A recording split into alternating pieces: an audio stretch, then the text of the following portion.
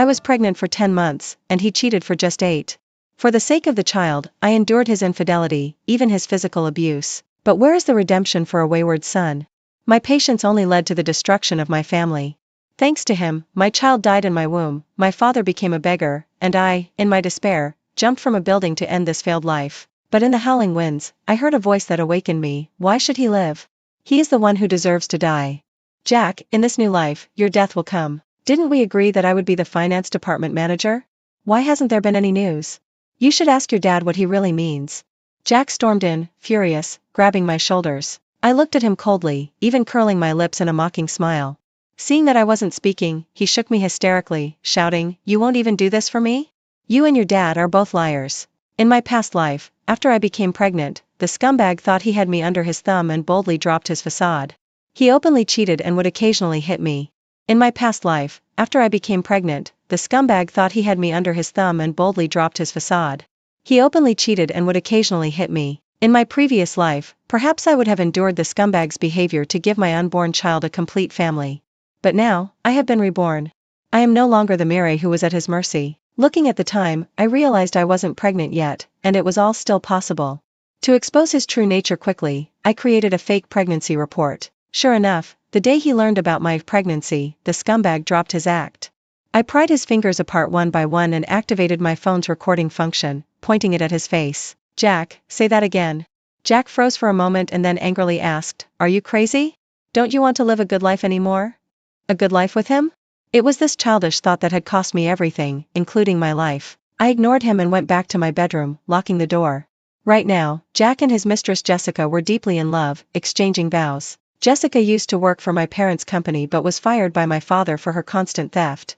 I never imagined she would also seduce Jack during her employment. They had been flirting daily, and eventually, Jack frequently made excuses to meet clients, when in reality, he was cheating with her. Jessica suggested he mortgage our property for a $4 million loan and obtain the position of finance director, making it easier for him to misappropriate company funds without anyone noticing. Today was the day that loan contract was signed. While these two schemed together, they seemed to forget that the company belonged to my father and the property was mine, and they had no rights to it. I later learned that everything Jack did was to help Jessica start a private club.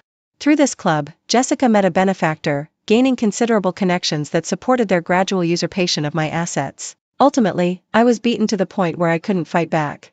I lost my family fortune, my father became a beggar, and the child I longed for was gone. I lost everything that mattered most in my life and crashed to my death in despair.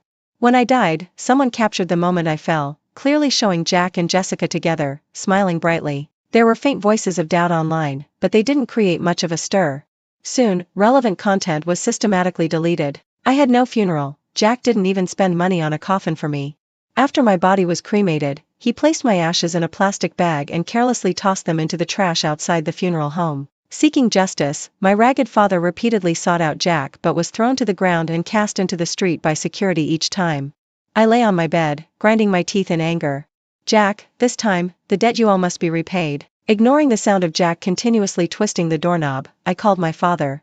He seemed to sense my purpose, and as soon as the call connected, he hurriedly began explaining, "Mary, Jack is still young, you should advise him not to rush, but to familiarize himself with all departments before taking over finance." After crossing the threshold of life and death, I never expected to hear my father's voice again. My emotions surged, and I quickly covered my mouth to stifle my cries. Indeed, in the past, I had always relied on my father's love, granting Jack countless privileges, slowly handing over the company's power to him without considering my father's feelings. Ultimately, under Jack's schemes, my father went bankrupt and became a beggar, helplessly watching me be driven to death, which devastated him. "Father, I was wrong. This time, I will avenge you," I silently vowed. My father sensed my distress and cautiously probed, "Did you argue with Jack?" "No, I just missed you." I rubbed my nose, forcing a cheerful tone. "Also, Jack realized he was too impatient. He now wants to take a solid, step-by-step approach." There was a pause, and I could clearly hear his joy. "Silly child, as long as you can understand each other, that's good. Our Mary has grown up." After hanging up, I let out a gentle sigh. I had now eliminated the biggest threat of Jack controlling the finances. Moving forward, I would devise a detailed plan to make the scumbag and his mistress experience a different life. The doorknob was shaking violently from Jack's attempts to open it. He was smart enough not to explode when he heard me on the phone. But as soon as the call ended, he began shouting outside. The pounding on the door made my eardrums ring. Mireille, did you just call your dad? I leisurely got out of bed and opened the door. Are you crazy? How dare you lock me out? Jack's eyes blazed with anger as he firmly grabbed my wrist, threatening to hit me. Now is not the time to alert the enemy. I still haven't obtained the key items. I pretended to be afraid and submissive, lowering my head. I'm sorry, Jack. Dad said he would arrange your new position within this week. I'm just in a bad mood today. I know I was wrong. Jack's mood instantly brightened, and he pretended to gently hug me from behind. Mireille, I knew you loved me the most. Jack was skilled at using psychological manipulation on me. If anything displeased him, he would fly into a rage. But if I obeyed him, he would immediately switch to a gentle husband facade. I was too naive. I should have realized long ago that he didn't care about me at all. If he cared about me, how could he ignore my feelings and only focus on his own interests? I was merely a tool for him to defraud my father's estate. But if I became self-reliant and took control, could Jack's fate also be firmly in my hands? During dinner, Jack was busy replying to messages. He couldn't help but smile, which made me smile as well. Jack, what are you up to? My voice was so sweet it could almost drip with honey. He didn't look up, completely oblivious to the fact that I could see his screen. A client is looking for me. I'm just so busy, I can't catch a break. I wasn't blind, I could see how he was sweet-talking someone named Jessica. I chuckled softly and propped my chin on my hand. Since we got married, I had never checked his phone. He didn't know that I had already discovered his unlock password, Jessica's birthday. In my past life, I found out about Jack's affair when I was already pregnant. Due to my childhood experiences, I wanted to give my child a complete family and did everything I could to get him back. He blocked my contact information, so I had no choice but to seek out Jessica. I knelt before her, clutching her thigh, pleading for her not to destroy my family. But Jessica, flaunting her power, revealed the secret. She said, Mireille, you're so pathetic. Jack's phone unlock code is my birthday, what do you have? Oh, a child, is it? She looked disdainfully at my belly and kicked me hard. I fell to the ground, my abdomen twisting painfully, a chill sweeping through me as blood poured down my legs. Soon, blood pooled beneath me. Jessica feigned concern, pouting cutely, oh dear, it seems it's gone now. I panicked and called for Jack. He was with Jessica, looking at me with disgust. Aren't you leaving yet? Enduring the excruciating pain, I got up and limped away under the strange gazes of passers-by, as if I were the one being scorned, the mistress forcing a confrontation. Thanks to Jessica's arrogance, I gained a significant advantage. That night, after Jack spent 2 hours in the bathroom on the phone with Jessica, he returned satisfied and went to bed. I took his phone and backed up all the intimate videos and high-definition photos of him and Jessica that he had hidden in his albums. Those explicit chat logs and transfer records, like 1314 and 520, also didn't escape my ruthless screen recording. His $4 million loan was still sitting in his bank account, yet to be given to Jessica. I immediately transferred the money into my own account and deleted the transaction records. In this life, everything that was taken from me must be returned. The next morning, I arrived at the company as usual. When Sarah saw me, she greeted me with a big smile. Mireille, you're here. You seem to be in a good mood today. I looked at her and nodded knowingly. I almost forgot, if it weren't for Sarah, Jessica and Jack wouldn't have been able to get together so quickly. She was Jessica's best friend, introducing her to the company and constantly passing messages to her while acting all friendly with me. After my parents' accident, Sarah ruthlessly stepped on me, stealing my design work and then turned around to say I was just a spoiled rich girl, always copying her, which led to Jack firing me and making me a full-time housewife. Sarah cheerfully handed me a cup of coffee, pointing to her computer. Mireille, my stomach hurts so much, I can't finish this drawing. Could you help me with a small favor? I glanced at the design draft on her screen. You mean, you want me to turn this pile of straw into a final draft, and it's just a small favor? Sarah stared blankly at me as colleagues began to whisper among themselves. You do most of your work because I help you, shouldn't you split your salary with me? The colleagues around us started to murmur. Sarah's eyes turned red, and she covered her mouth, saying, Mireille, we're good friends, why would you say that? I caught a glimpse of the chat box bouncing at the bottom of her screen and opened it with one click. What popped up was her conversation with Jessica, all mocking me. One said I was an idiot, while another noted how she was working 2 jobs and still didn't realize she was being played by her. Another remarked that my husband's money and heart were with her while I was at home doing laundry and cooking, looking like a neglected wife. And why did you say that to Jessica about me? Sarah's face turned pale as she reached for my mouse. I kicked her chair, and she spun out of it, landing on the ground. Sarah yelled in frustration. By now, curious onlookers had gathered to see Sarah's screen. They've been chatting since 8 this morning, non-stop. We work while she slacks off, how is that fair? Last month, she said she couldn't finish her work, which made me work overtime all night. Meanwhile, Jessica kept sending messages, and I stood in front of Sarah, who didn't dare approach to close the chat. Sarah looked like she was about to cry, and that afternoon, she asked for leave. That night, I hummed a tune as I returned home, and Jack was already back ahead of me. Even though we both worked at my father's company, after he started his affair with Jessica, he no longer came home with me. He justified it by saying it was for his career, not wanting others to think he relied on his wife, but in reality, he was still enjoying the benefits of being supported by me. Jack wore a dark expression. Mire, why are you so cruel? Why are you bullying Sarah? I yawned and retorted, are you close with Sarah? Jack was taken aback and didn't know how to respond. In my previous life, Sarah successfully accused me of plagiarism, and Jack was her unwitting accomplice. He managed the company and, without any investigation, called an all-hands meeting to force me to stand up and confess. No matter how much I begged him, he remained unmoved. Instead, he scolded me, Mire, you're not a good wife. I just took over the company, why can't you think about me? Is your dignity really that important? I lost my father's protection and could only let them carve me up. Standing on that stage, I could barely read halfway through the so-called confession letter before choking up.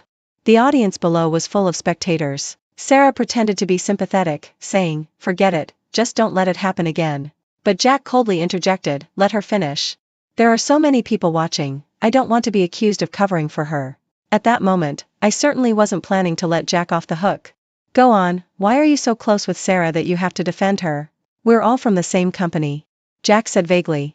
I leaned closer to Jack, narrowing my eyes. I heard she's close friends with the Jessica who got fired before. Seeing my expression, Jack probably guessed something. He became furious and pushed me away. Do you know something? His brazen attitude surprised me. But then again, it made sense, he always manipulated me this way. I revealed a meaningful smile. Who told you to leave your phone unlocked while you showered? What gives you the right to snoop on my phone? Jack began to twist the situation around on me. In a fit of rage, he reached for my hair, but I bent down to avoid him and punched him in the stomach. He tried to retaliate, but I grabbed a chair and hit him firmly 5 or 6 times. I had learned Taekwondo since elementary school and had already earned my black belt. In my past life, I was too timid. After becoming pregnant, I was afraid it would harm the baby, so I didn't fight back or even curse at that scum Jack. Now that I could fight back, why waste words? Jack suddenly hugged my legs, and just as I was about to hit him again, I noticed he was sobbing. I looked at him coldly, he didn't dare raise his head and kept mumbling. I was just chatting with her, I admit it was a bit ambiguous, but there was nothing substantial. I think you two were collaborating to shoot adult films. I rolled my eyes, suppressing my disgust as I pushed him away. At least you recognize your mistake, just don't talk to her anymore.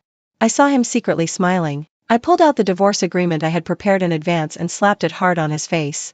Sign it. Jack didn't expect me to actually want a divorce, he covered his face and looked at me. He took a step back and asked pitifully, Mire, I've already softened towards you. What do you want from me? I continued to slap his face while saying, don't make me say it a second time, do you understand? Jack finally gained a deeper understanding of his predicament and immediately changed his tone. Mire, how can you divorce me? Does your dad know? He threatened me with my father again. I had to admit he had always maintained a good image in front of my dad. That was how he continued to torment me, making me doubt myself and act like a gentle and good mother for the sake of my child. Like a frog slowly boiling in water, he stripped me of all my ability to resist. I had forgotten that only by becoming strong could I protect my child. Pleasing others only led to more severe mistreatment. Now was indeed not the time for a divorce because I had other objectives. Seeing Jack revel in his perceived advantage, I was deep in thought. Your dad is getting older, don't let him worry about these trivial matters anymore. I looked up at him, my gaze icy. So you want to pretend nothing happened between you and Jessica? Jack quickly embraced me, trying to backpedal. Mire, you can have it your way, I'll block Jessica right now, okay? I smiled as I patted his shoulder and pulled out another document. Fine. Sign this statement, and you can still be my good husband. This was a declaration of independent personal property after marriage. At the time, I was nothing but a love-struck fool. I married a broke Jack without doing any prenuptial agreement and hurriedly got the marriage certificate. By signing this declaration, I could at least protect my assets from falling into the hands of this couple. I didn't give Jack a chance to think and kept pressuring him. If you don't sign, I'll divorce you and expose your affairs, leaving you with nothing. Eventually, Jack, trembling, signed the document. Now Jack was extremely cautious, even bringing his phone into the bathroom. He really thought I misread the messages because he hadn't locked his phone. After he finished showering, he came out with a lewd look on his face. Did he think that by fighting at the head of the bed and making up at the foot of the bed, I would forget about his foolish behavior? Sorry, but I don't want to have a child with garbage. I took out a sanitary pad without hesitation. Jack lay down dejectedly. As soon as Jack started snoring, I picked up his phone again. This idiot hadn't changed his password. Because of Sarah, he and Jessica were furiously cursing me. Jessica, Sarah's eyes are all swollen from crying. That bad woman Mireille, why hasn't she died yet? Jessica, let her die. Jack, I beat her up last night and almost choked her to death. Don't be mad, my darling. Jessica, that's not enough. Just beating her isn't sufficient?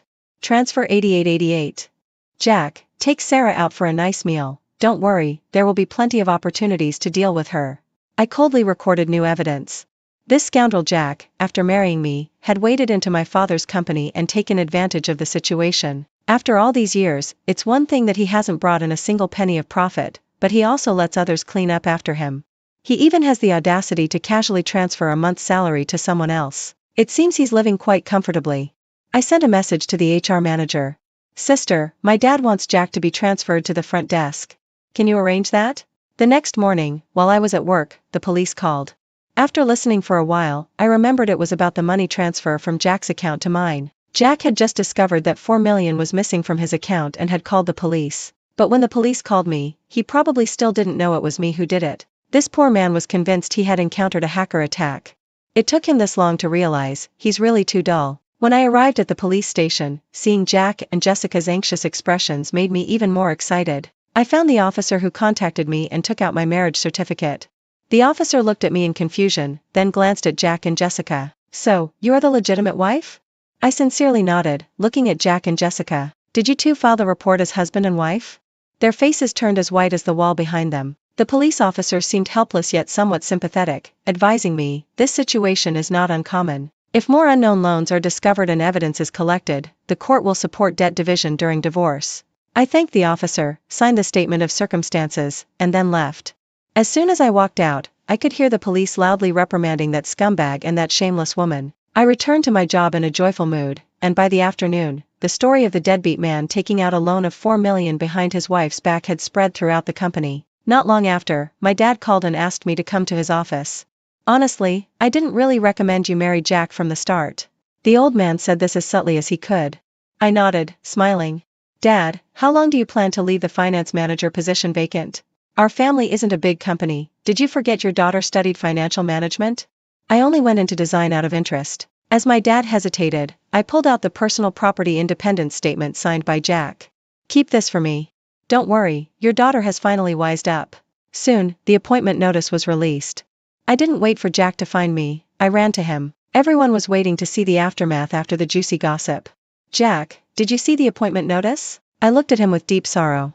The finance manager position was reserved for you by Dad for 6 months, but you didn't cherish it, and he, in anger, handed it over to me. Oh, and you must have seen the notice about you moving to the front desk?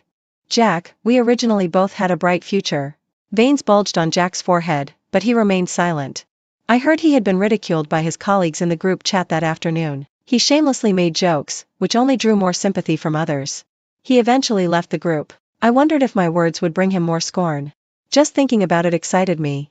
I wiped away my tears a couple of times before leaving, still feeling exhilarated. As the end of the workday approached, Jack, for once, insisted I leave work with him. I was curious about what scheme he had, so I agreed. However, I had just taken the position of finance manager. Shouldn't I put in some overtime to get familiar with it? I told Jack to wait downstairs while I worked an additional 2 hours. When I went downstairs, Jack was sitting in the car, his face ashen. I used to be the one waiting for him. Jack always had the privilege of showing his displeasure. I crossed my arms and stood in front of the car, and Jack quickly suppressed his emotions, got out, and ran to open the car door for me. I got in with a cold expression, not forgetting to provoke him. It's all your fault for not securing the finance manager position, forcing me, a weak woman, to do all this heavy work. The muscles in Jack's face twitched, but he ultimately didn't say anything. I secretly laughed. Jack, after making me, my dad, and my child suffer so much, you should be paying the price. He drove me to a restaurant. That's when I realized this scumbag wanted to reconcile. How boring. What's even more ridiculous is that the restaurant he chose was where he often had secret rendezvous with Jessica. The place I begged Jessica to stop trampling on my child. Sitting at the table, I could feel the server's gaze on me, filled with ambiguity. But I didn't care, because I noticed Jessica hiding in a corner, pretending to look at the menu while actually eyeing me. I guessed it must be because Jack dared not contact her anymore, and she was in urgent need of money. In desperation, she had to follow Jack. Tonight, I had 2 people accompanying me while I worked late, so it wasn't a loss. In my previous life, following Jack was something I often did. But my driving skills were poor, and I would lose them 9 out of 10 times. Once, I was so focused on watching them interact intimately ahead that I crashed into the greenbelt. The car smashed into a large tree, caving in a big chunk. At that time, I hadn't encountered any incidents, knew nothing, and didn't even know to call the police or report it to insurance. I could only take out my phone and cry as I called Jack. I dialed several times, but Jack didn't answer. On the last call, he finally answered. Without waiting for me to speak, he started cursing. "You dead woman, all you do is ruin my mood every day. You love stalking so much, how did you crash into a tree? You deserve it, why didn't you die?" Jessica's loud laughter came from the side without any attempt to hide it. I stirred the juice in my cup, casually glancing at Jessica from the corner of my eye. What she didn't know was that sitting behind her in a booth was the private detective I hired, observing her every move. This is probably like the mantis stalking the cicada, while the yellow sparrow waits behind. Jack didn't see Jessica, he was gazing at me with deep affection. "Mire, thank you for helping me find my way back." At this point, I could only lift my eyelids, though reluctantly. I put on a smile. "We're married, it's only right. Don't worry, there will be more operations to advise you to turn back from your mistakes. And you'll have no choice but to accept it all. You must have forgotten that today is our wedding anniversary." The scumbag continued to wear his affectionate mask. I was somewhat surprised and let out an "oh." It was indeed a surprise because we got married in winter, and now it was still summer. Jack was looking a bit pitiful. The position he wanted was in my hands. The woman he liked was cornered by me. Because of his cleverness, he took out a loan of $4 million, which ultimately ended up in my pocket. Although my house was mortgaged, he had, in effect, pledged his life to me. For this debt, he could only grovel to me like he was doing now. Unfortunately for him, I wouldn't show him any mercy. "Mire, can you talk to Dad? This is all a misunderstanding." Jack held my hand with deep affection. "Of course." I readily agreed. The next second, a thick cup of juice was poured over my head. Jessica was yelling while holding the empty juice cup. "Jack, who is she? Did you hook up with someone so quickly?" I sighed, not expecting Jessica to be so clueless. Jack's face turned pale with fear. I glanced at him, and that's when he realized, slapping Jessica hard. "Where did this crazy woman come from?" I stood up and looked at Jessica, who had fallen to the ground. "I didn't expect you wouldn't recognize me.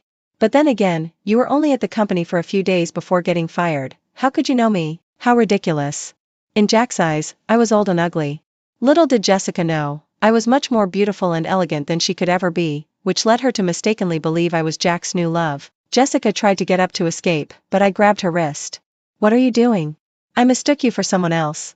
Jessica struggled desperately. I pointed to the surveillance camera overhead and smiled. "It's okay, the law won't mistake the wrong person." Jessica was detained by the police for 3 days for provoking trouble. She didn't expose Jack, and although Jack hit her, he faced no punishment. What a shame. I had a sudden awakening and decided to start working hard. Dad was very pleased and even handed me some marketing work. Just because she's my biological daughter doesn't mean I should give her 2 jobs for 1 salary. I grumbled under my breath, but in reality, I was studying harder than anyone else. In my past life, Jack deceived the company, and Dad ended up on the streets. I knelt and begged Jack to spare Dad, only to receive another beating. He forbade me from seeing Dad, or he would kick me out. Because of plagiarism, I had long been blacklisted from the design circle. Even 6 months pregnant, no company wanted me. For the sake of the unborn child, I swallowed my pride and dared not defy him. Taking advantage of the fact that he took Jessica on vacation to Sonia, I found Dad begging in the snow. I knelt before him and cried out loud, but Dad held my hand and smoothed out a small wad of change he had collected, placing it in my palm. "Daughter, don't be afraid, divorce him, and Dad will take care of you and the child." I will forever remember that day. It was too cold, too painful. It made me understand that the weak will never have the right to negotiate. I will not allow such a scene to happen again. I will send the culprit to hell. That evening, there was an important cocktail party. Dad couldn't make it back from signing a contract in another city and sent his secretary to take me. I felt a bit anxious, and when I heard the secretary reading out the guest list, my heart sank. Anthony was coming too. He was the wealthiest businessman in the city with an impressive network. Moreover, he was the benefactor Jessica met through her club. The two seemed to have a flirtatious relationship. With Anthony's support, Jessica had Jack wrapped around her finger, making him bend over backward to please her. They devised a malicious plan to devour everything I had. If it weren't for Anthony, Jessica and Jack wouldn't have had such audacity. I clenched my fists. Fortunately, at this moment, Jessica didn't recognize Anthony. At the cocktail party, I discussed the current situation of the company with familiar business partners, and they listened attentively. I secretly felt pleased. Thanks to Dad's help, I was well prepared. In my opinion, there are some flaws in your company's policies. The project leader's scoring assessment carries a lot of weight, but different people will inherently give varying scores. This is inherently unfair when evaluated across the company. I turned around and saw Anthony holding a glass, leaning against a pillar. I steadied my mind, smiled at him, and quickly thought, a weighted method could be used. Anthony paused for a moment, surprise flashing in his eyes. He was indeed a smart person. In just a few words, he understood. The business partners around him were still in the dark, so I continued to explain. Based on each project leader's scoring preferences, multiply their scores by specific coefficients to neutralize excessively high and low scores, striving for relative fairness. The partners couldn't help but praise. Miss Mary is truly sharp as ice and snow. She came up with a solution right away. Not at all. I should thank President Anthony for the reminder. I smiled sweetly, being polite. Anthony raised his glass towards me and took a sip of wine. After all, he was half an enemy from my past life. My fingertips trembled slightly. The next morning, Dad hurriedly called. Mary, did you run into Anthony yesterday? I responded vaguely, feeling a bit worried. Anthony has agreed to collaborate with us. Dad's voice burst into laughter. I let out a gentle sigh, feeling not too much joy. After all, hearing Anthony's name in my past life was never associated with anything good. It had formed a conditioned reflex in me, like a mouse hearing a cat. On the other end of the line, Dad was still mumbling to himself. Strange, he used to look down on our small company. I thought for a moment and quickly asked, what does Anthony want to collaborate on? Interior design. Design is my strong suit. If that's the case, why not take the initiative and completely cut off the possibility of Anthony teaming up with Jessica? I immediately went to the design department and brought out the draft of the plan. When Sarah saw it, she shouted, Mary, this is my plan. You're not trying to steal my work, are you? Is the finance department and marketing department not enough for you, that you have to come and step on me? The design supervisor, seeing the crazed Sarah, was very nervous and kept pulling her back. Looking at Sarah, I couldn't help but think of my past self stammering through a review on stage. My heart suddenly felt much calmer. Compared to the humiliation I faced then, what was her current loudmouth tirade? I waved my hand at the design supervisor. Sarah, your plan, of course, you will still do it. The design supervisor quickly explained, Mary, we just got this case. There hasn't been a division of labor yet. It's not yet Sarah's case. I smiled at her and said, no need, the company still recognizes Sarah's abilities. Sarah didn't expect me to say something nice about her, and after a brief pause, she spat defiantly, Mary, I don't need your favor. Do you think just because you became a leader, you can judge others? I ignored her and walked away. The design supervisor was confused and followed me out. Assign this design entirely to Sarah, and give her the authority to mobilize personnel. The design supervisor finally realized and nodded repeatedly. Jack has been much more honest lately. He hasn't made any new moves, diligently working at the front desk every day. He just makes sure to avoid me whenever I'm about to arrive. I temporarily pushed aside my marketing work and spent every day working overtime in the office. The design supervisor reported daily on Sarah's progress with the interior design for Anthony's company. I wasn't too concerned. Sarah was merely a jumping clown. She would have to pay the price, but she wasn't the main character. Meanwhile, my colleagues in the design department occasionally complained to me. They said Sarah was being praised to the skies by the supervisor, treating them like workhorses, and even making the newcomers serve her tea. I only advised them a bit without revealing too much. A good show was about to unfold. At the very least, for her to boss others around with a 996 schedule, she had to pretend to follow that schedule herself. I could see her skin had already started to sag quite a bit. The detective following Jessica reported that Jessica had recently been trying to pull in sponsorships, lingering around various companies, facing many closed doors and becoming flustered. The more this was the case, the less likely she was to let go of Jack, the big fish. I took the opportunity during my break to seek out Jack. Jack felt a bit uneasy. After all, he was at the front desk, and I was the supervisor, with many levels between us. Jack, you've been performing well recently. Jack thought I was mocking him. His ridiculous pride kicked in, and he clenched his fists. This man wore clothes I bought for him, had a job I provided, lived in a house under my name, and drove a car I gifted him. But instead of being grateful, he hated me. He even swallowed my family's assets, colluding with his mistress to put me in a dire situation, not sparing his own flesh and blood. I felt such hatred. My child was due to be born in 3 months. I pretended not to notice his emotions, maintaining a calm tone. Dad said he wants to open a branch in the west side of the city and have you as the general manager. Jack's eyes lit up. I took out the folder and pointed to several locations marked on the map. These places have suitable properties for sale. The housing market is doing well now. I plan to buy the office space directly. What do you think? Jack nodded eagerly. Then you see which place is suitable. I've been very busy lately, so I'll leave the house hunting to you. That afternoon, the detective told me that Jack went to look at houses with Jessica. To be fair, Jessica really needed a solid base for her club. Everything was going as I expected. Soon, Jack chose a house and sent me various pictures. I barely glanced at them and just replied that it looked good, telling him to discuss it with my dad when he got home that evening. Jack took Jessica to see the house, dreaming of realizing his plans under my financial support. They must be very happy together. I stood in front of the floor-to-ceiling window in the office, looking at the sky in the distance. In my past life, I had jumped to my death right here, filled with resentment. After Jessica kicked me in the abdomen at the restaurant, I spent nearly a month in the hospital trying to preserve my pregnancy but still couldn't keep the baby. That little infant, who had just begun to form, died along with my heart. My child was killed, and their father became a beggar. I was the most shameful and useless person in the world. I climbed to the rooftop, watching as heavy snow fell from the sky. In my youth, no matter how busy Dad was with work, he always remembered to buy me my favorite cake from far away. He struggled alone but never thought of remarrying for many years, fearing I would feel wronged. When he learned I was pregnant, he joyfully prepared clothes for the baby. He even gave the child a nickname, Nyen Nyen. This was a child both my father and I longed for. Dad, I'm sorry, I'll be more filial to you in my next life. Nyen Nyen, Mommy is here to accompany you. I closed my eyes and leaped off. But I fell like a feather, landing silently. Recalling my past life, I still felt my heart wrenching in pain. Heaven has eyes and has given me another chance. This time, everything that belongs to me will slowly return. The scumbag and the shameless woman must receive the punishment they deserve. That evening, Jack and I arrived hand in hand at my parents' home.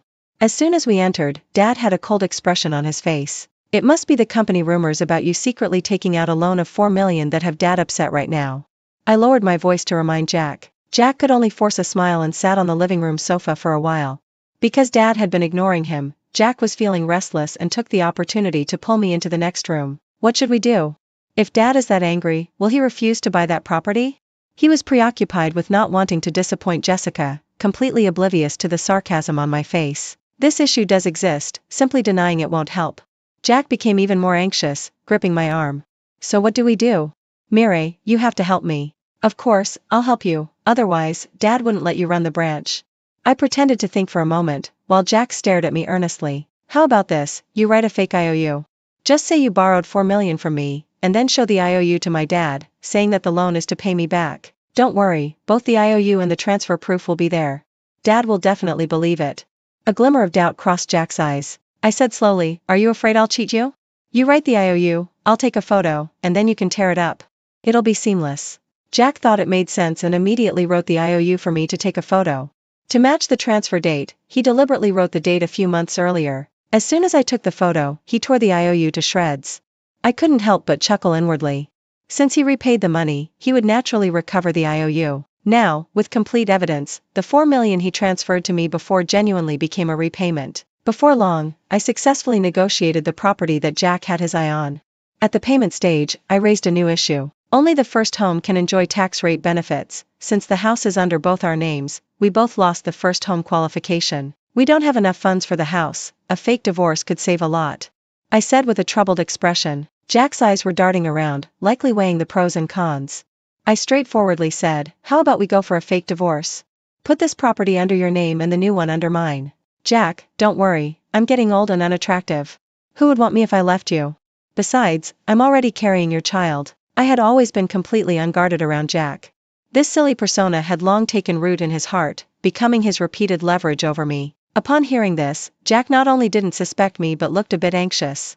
How about putting the new one under my name? After all, I'll be the general manager. Having it under your name would make me look like I'm living off you, and that wouldn't be good. He even knew he was living off me. A cold laugh stirred within me. Soft rice boys can do math. The new property could buy several of the current houses. And with it under his name, he could completely claim the new property as his own according to the previous agreement. I nodded in agreement, pretending to be concerned. Jack, after you divorce me, you won't abandon me, right? How could that be? Mireille, I'm not that kind of person. Jack smiled broadly. We quickly signed the divorce agreement and obtained the divorce certificate. After leaving the Civil Affairs Bureau, I felt incredibly refreshed.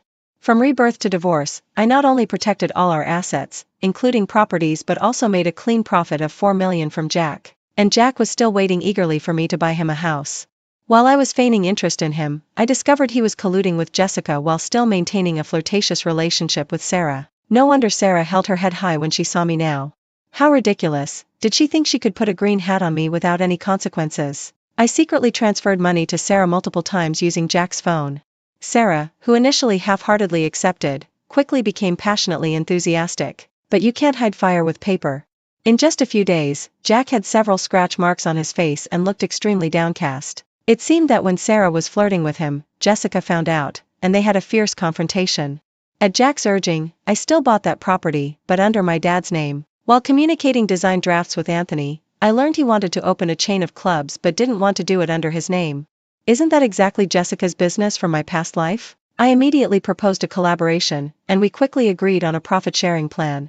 After all, compared to making money, I preferred to take Jessica's business away. Soon, it was submission day. The company specially invited Anthony over for a review meeting. Sarah smugly took out her notebook, but when she opened the projection, a string of garbled text appeared on the screen. Sarah's face went pale, and the design supervisor hurriedly urged her to get a new computer and backup. While Sarah frantically tried to remedy the situation, I calmly took the stage. I had been working overtime while Sarah was designing. My goal was to create my own design proposal. The design on the big screen captivated everyone present, including Anthony. After the review meeting, Anthony came up to shake my hand. That day at the cocktail party, I knew you were extraordinary. I believe our cooperation can go far. I hope it lasts forever. I replied with a smile. Anthony paused for a moment, looking deeply into my eyes. After sending Anthony off, I went to the design department, where Sarah was still frantically searching for files. Stop looking, I crossed my arms. President Anthony has already left. Sarah's eyes turned red as she lunged at me, wanting to hit me. Are you the one scheming? Is it you? I didn't confirm or deny, just smiled. I had indeed installed a virus on her computer, waiting for today's explosion. In my past life, how many schemes did she pull off, using me to coast through the company? Then, when I fell from grace, stealing my design and slandering me for plagiarism. Her sins might be much lighter compared to Jack and Jessica, but she was the last straw that broke the camel's back. Believe it or not, I'll send you to hell. Sarah screamed in hysteria. Colleagues rushed over to restrain her hands and feet, preventing her from going mad and harming me. I leaned close to her ear and said slowly, I'm not afraid because I just came back from hell.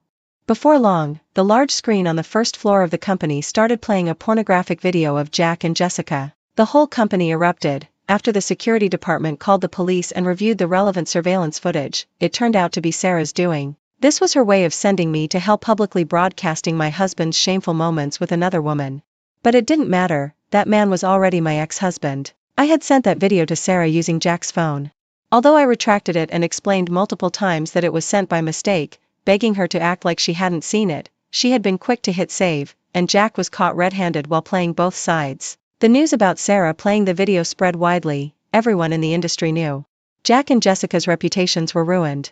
Jessica's wealthy fiancé immediately broke off their engagement. Jack, on the other hand, was desperately trying to win me back, fearing I would leave him because of this. Mary, you should think about it. You're almost 30. If you divorce me, can you find someone better? You're already pregnant, no one will want you. Stop making things difficult. Why would I be with someone else? Isn't it because of your faults? I smirked and continued to watch the scumbag perform. Alright, then tell me what exactly is wrong with me. I intended to ridicule him, but to my surprise, Jack actually listed out several points. You rely on having a good dad and better conditions, spending thousands casually. Have you ever considered a man's pride? You don't dress up or wear makeup every day. Do you think I have any face left? In my past life, I did often buy Jack some clothes and shoes, but that was all from my salary and the allowance Dad gave me. I, on the other hand, was very simple, adding only 1 or 2 new clothes each season. As for face, I truly didn't know how much dignity a receptionist needed. I looked at Jack without saying a word. Jack thought he had stunned me and continued to ramble on. I waited until Jack finished speaking, still maintaining my smile. Jack probably thought I was too hurt to respond and reached out to hug me. Forget it, as long as you behave, I won't abandon you. I shook my head and avoided his hand. Jack, you should first see who would want you. I walked away quickly, and Jack shouted after me. I don't believe you could possibly get rid of the baby. He didn't even know I was pretending to be pregnant. What a fool, I couldn't be bothered with him. Later, I fired Jack, and he constantly filed applications with the court to declare our divorce invalid and to split the assets again, but he was rejected time and again. He was unable to repay the $4 million loan, constantly in default, with the bank chasing him for debts, and everyone in his social circle avoided him. Desperate, Jessica came to my club looking to apply as a waitress but was turned down by the manager. "I'm sorry, miss, but we only hire decent girls here." He was unable to repay the $4 million loan, constantly in default, with the bank chasing him for. Jack and Jessica occasionally went to visit her.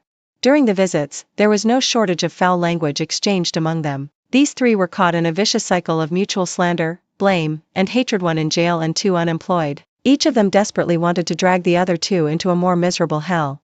Meanwhile, countless companies had blacklisted them due to their poor character. It wouldn't be long before they would end up begging for scraps. As for me, I was thriving, balancing my career and love life. Anthony had been asking me out to dinner frequently, and I was still evaluating him. In this life, I want to keep my eyes wide open and find a good father for my future child.